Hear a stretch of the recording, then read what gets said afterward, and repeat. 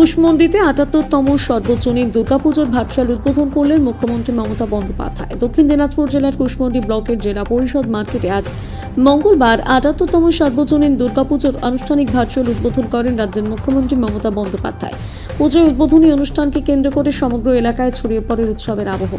অনুষ্ঠানে বিশেষ অতিথি হিসেবে উপস্থিত ছিলেন জেলা পরিষদের সহকারী সভাধিপতি অম্বরীশ সরকার, কুশমন্ডি ব্লকের বিডিও ডক্টর নয়না দে, কুশমন্ডি থানার আইসি তরুণ সাহা, পুজো উদ্যোক্তা রতন সাহা এবং সৌরভ রায়, কুশমন্ডি পঞ্চায়েত সমিতির সভাপতি মারিয়া মার্ডে, বিশিষ্ট সমাজসেবী কাজল সরকার সহ একাধিক গণ্যমান্য ব্যক্তি। পুজো উদ্যোক্তা সৌরভ রায় এক আবেগঘন বক্তব্যে বলেন,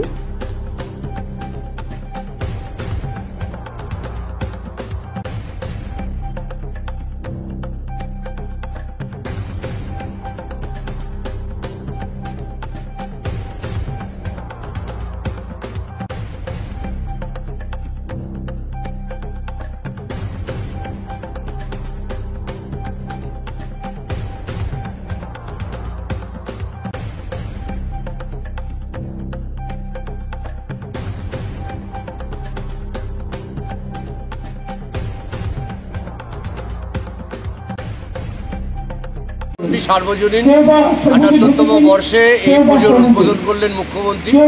ভার্চুয়ালি উদ্বোধন করলেন। জেলার আর অন্যান্য পুজোর সাথে সারা রাজ্য জুড়ে পুজো হচ্ছে।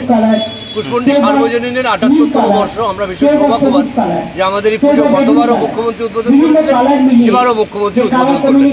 এটা সম্পূর্ণভাবে নির্ভর করবে আমাদের প্রকৃতি যেমন থাকে তার উপরে ডিপেন্ড করবে।